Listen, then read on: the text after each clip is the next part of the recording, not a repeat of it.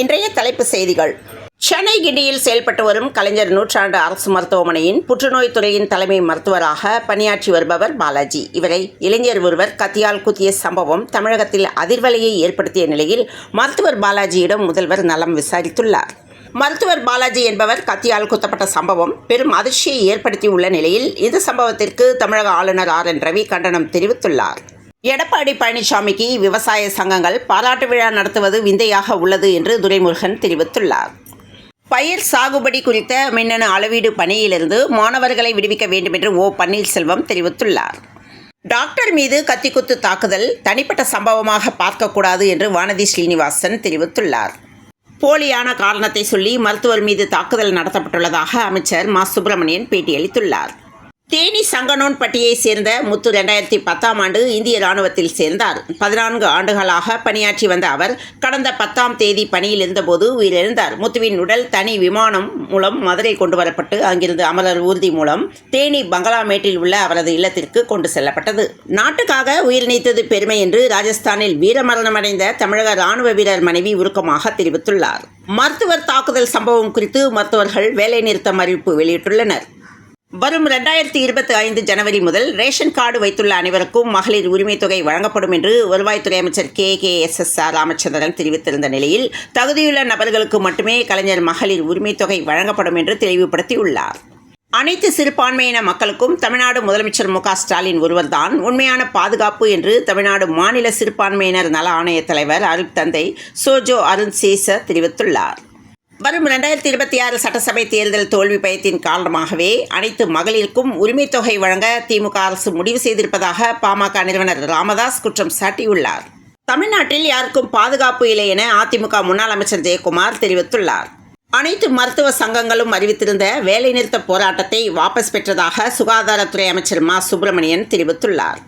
கிண்டி கலைஞர் நூற்றாண்டு உயர் சிறப்பு மருத்துவமனையில் புற்றுநோய் சிகிச்சை மருத்துவர் பாலாஜியை விக்னேஸ்வரன் என்பவர் நேற்று காலை கத்தியால் குத்திய சம்பவம் பெரும் பரபரப்பை ஏற்படுத்தியது. இதில் விக்னேஸ்வரனை போலீசார் கைது செய்து விசாரணை செய்து வரும் அதே வேளையில் தமிழ்நாட்டில் ஆட்சியில் சட்டம் ஒழுங்கு சீர்கெட்டு விட்டது என எதிர்க்கட்சித் தலைவர்கள் திமுக அரசை கடுமையாக விமர்சித்து வருகின்றனர். இதனைத் தொடர்ந்து மருத்துவர் கத்திக்குத்து விவகாரத்தில் யாருக்கும் பாதுகாப்பு இல்லாத ஆட்சி என்று விஜய் கண்டனம் தெரிவித்துள்ளார். கார் குண்டுவெடிப்பு வழக்கில் கைதாகி சிறையில் உள்ளவர்களை பார்க்க அனுமதிக்காததால் உறவினர்கள் கோவை மத்திய சிறை முன் ஆர்ப்பாட்டத்தில் ஈடுபட்டனர். தமிழக கவர்னர் RN ரவி ஒருநாள் பயணமாக நேற்று தஞ்சை வந்தார். காலையில் சரஸ்வதி மஹால் நூலகத்தை பார்வையிட்ட கவர்னர் மாலையில் தஞ்சை பெரிய கோவிலுக்கு வருகை தந்தார். நேற்று பிரதோஷ தினம் என்பதால் நந்திய பெருமானை வழிபட்டுவிட்டு பிறகு கோவிலை விட்டு வெளியேறி சென்றார். இந்த நிலையில் கவர்னர் RN ரவியை பின்தொடர்ந்து வந்த வாலிபரால் பரபரப்பு ஏற்பட்டது. அதிமுக ஆட்சியில் நிறைவேற்றப்பட்ட திட்டங்களைத்தான் ஸ்டிக்கர் ஒட்டி திறந்து வைத்து வருகிறார் முதல்வர் ஸ்டாலின் என எதிர்க்கட்சித் தலைவர் பழனிசாமி தெரிவித்துள்ளார். தமிழகத்தில் 3 ஆண்டுகளில் 6000 கொலைகள் 55,000 கொள்ளை சம்பவங்கள் நடந்துள்ளன என்று பாமக தலைவர் அன்புமணி ராமதாஸ் தெரிவித்துள்ளார்.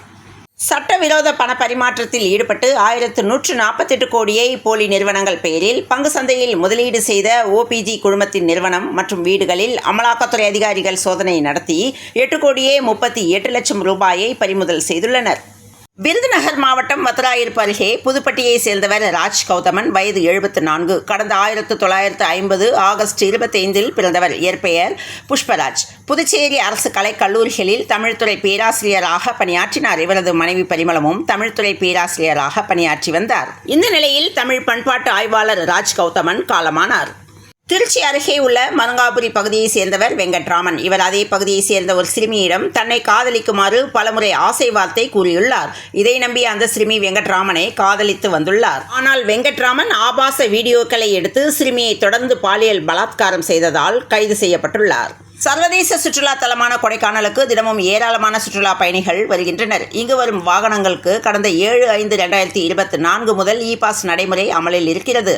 மேலும் சுற்றுலா பயணிகளும் பொதுமக்களும் எளிதாக இ-பாஸ் பெறுவதற்கு வசதியாக QR கோடு வசதி செய்யப்பட்டுள்ளது. பாம்பன் புதிய ரயில் பாலத்தில் இன்று அதிவேக ரயில் சோதனை நடைபெற்றது. ஐநாவின் 29வது பருவநிலை உச்சி மாநாட்டில் நம் அனைவருக்கும் அடித்தளமாக இருக்கும் நுண்ணுயிர்கள் எல்லாம் அழிந்து வருகின்றன. இது மனிதர்களுக்கு மட்டுமல்ல, இந்த பூமியில் இருக்கும் அனைத்து உயிர்களுக்குமான மரண எச்சரிக்கை என ஈஷா அறக்கட்டளை நிறுவனர் சத்குரு தெரிவித்துள்ளார். சிவகுமார் கீழக்காட்டூர் தஞ்சை மாவட்டத்திலிருந்து அனுப்பிய இமெயில் கடிதம் புதிய கட்சி துவங்கியுள்ள விஜய் இருமொழி கொள்கையை ஆதரிப்பதாக அறிவித்துள்ளார். தமிழகத்தில் பெண்கள் வெளியில் செல்ல முடியாத நிலை உள்ளதாக சசிகலா குற்றம் சாட்டியுள்ளார். கோயில் பூசாரியை தற்கொலைக்கு தூண்டிய வழக்கில் முன்னாள் முதல்வர் OPS தம்பி விடுதலையாகியுள்ளார். கோவை ஈஷா யோக மையம் தொடர்பாக அவதூறு பரப்பியதாக வார இதழ் ஒன்றை கண்டித்து இந்து மக்கள் கட்சி சார்பில் கோவையில் கடந்த மாதம் ஆர்ப்பாட்டம் நடந்தது. இந்த நிலையில் சென்னை உயர்நீதிமன்றத்தில் மன்னிப்பு கோர மறுத்த அர்ஜுன் சம்பத் மகன் கைது செய்யப்பட்டுள்ளார். தமிழகம் முழுவதும் வரும் ஜனவரி 21 முதல் கல் இறக்கி விற்பனை செய்யப்படும் என்று தமிழ்நாடு கல் இயக்க ஒருங்கிணைப்பாளர் நல்லசாமி கூறியுள்ளார். சென்னையில் மற்றொரு சம்பவம் நடந்துள்ளது. சென்னை ஸ்டான்லி மருத்துவமனையில் மனநல மருத்துவரை தாக்கியவர் மீது காவல்துறையினர் 4 பிரிவுகளில் வழக்கு பதிவு செய்துள்ளனர்.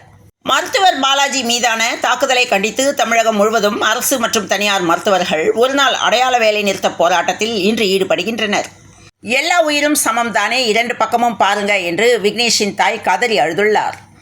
10 வழக்கறிஞர்களின் குடும்பங்களுக்கு தலா ரூபாய் 10 லட்சம் நிதியை முதல்வர் மு க ஸ்டாலின் வழங்கியுள்ளார். மருத்துவமனையில் நடந்த கத்திக்குத்து சம்பவத்தை தொடர்ந்து தமிழக துணை முதல்வர் உதயநிதி ஸ்டாலின் மருத்துவமனைக்கு சென்று ஆய்வு மேற்கொண்ட நிலையில் துணை முதல்வர் உதயநிதி ஸ்டாலின் காரை மருத்துவர்கள் முற்றுகையிட்டனர். கோத்தகிரி அரசு மருத்துவமனையில் டார்ச் லைட் வெளிச்சத்தில் சிகிச்சை நடந்ததால் பொதுமக்கள் அதிருப்தி அடைந்துள்ளனர். பௌர்ணமி வார விடுமுறை தினங்களை முன்னிட்டு நவம்பர் 15, 16 ஆகிய தேதிகளில் 1152 கூடுதல் பேருந்துகள் இயக்கப்படும் என அரசு விரைவு போக்குவரத்து கழகம் தெரிவித்துள்ளது. கோவை கவுண்டம்பாளையம் மாநகராட்சி நடுநிலைப் பள்ளிக்கு ரூபாய் 7 கோடி நிதி வழங்கி உள்கட்டமைப்பு வசதிகளை மேம்படுத்தி புதிய கட்டடங்களை மார்டின் குழுமம் கட்டிக் கொடுத்துள்ளது. இந்த பள்ளியை அமைச்சர் அன்பில் மகேஷ் பொய்யாமொழி திறந்து வைத்துள்ளார். தென் ஆப்பிரிக்காவுக்கு எதிரான 3வது T20 போட்டியில் 11 ரன்கள் வித்தியாசத்தில் இந்தியா வெற்றி பெற்றது. ஜப்பான் பேட்மிண்டனில் PV சிந்து அடுத்த சுற்றுக்கு முன்னேற்றம் அடைந்துள்ளார். இந்தியாவுடன் எந்த கிரிக்கெட் போட்டிகளிலும் பாகிஸ்தான் விளையாடக்கூடாது என்று முன்னாள் வீரர் வலியுறுத்தியுள்ளார். சஞ்சுவின் 10 வருட கரியரை சீரழித்ததே இந்த 3 கேப்டன்கள் தான் என்று தந்தை குற்றம் சாட்டியுள்ளார். ஒரே ஆண்டில் அதிக முறை 200 ரன்கள் எடுத்து இந்திய அணி புதிய சாதனை படைத்துள்ளது. பங்குச்சந்தையில் நுழைந்த ஸ்விக்கிக்கு ஜொமேட்டோ CEO தீபீந்தர் வாழ்த்து தெரிவித்துள்ளார். இன்றைய பெட்ரோல் மற்றும் டீசல் விலை நிலவரம். பெட்ரோல் லிட்டர் ஒன்றுக்கு ₹100.96 டீசல் லிட்டர் ஒன்றுக்கு ₹92.49 விற்பனையானது.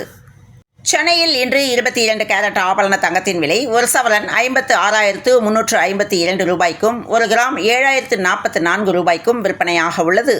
வட தமிழக கடலோர பகுதிகளை ஒட்டிய தென்மேற்கு வங்கக்கடல் பகுதிகளின் மேல் ஒரு வளிமண்டல கீழடுக்கு சுழற்சி நிலவுகிறது.